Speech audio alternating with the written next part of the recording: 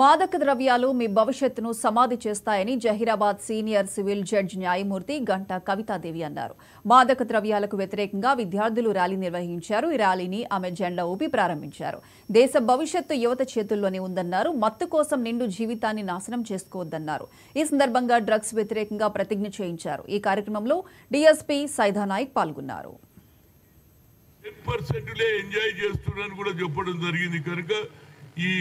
Emergency ఇష్యూను ఇప్పటితో ఆపుడ్రా బాబు. ప్రజల తీర్పే highest తీర్పు. దానికి ఏది లేదు, సుప్రీంకోర్టు లేదు, హైకోర్టు లేదు.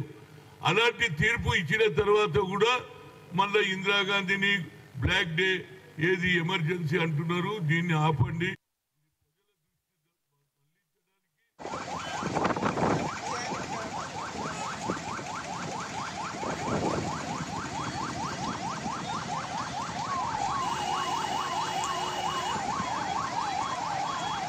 సంవత్సరాల పాప స్కూల్ బ్యాగ్ లో అమ్మ సప్లై చేపిస్తూ ఉంటుంది అనమాట.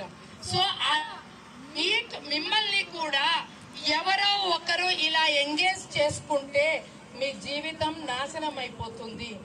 కాబట్టి ఇలాంటి వాటి అన్నిటికీ దూరంగా ఉండి జీవితంలో పోలీసు వారితో కానీ అంటే ఒక కేసు రిజిస్టర్ అయిన తర్వాత ఆరోగ్యంతో ఉన్నారో లేదో తెలుసుకోవడానికి హాస్పిటల్ పరిచయం అవుతుంది.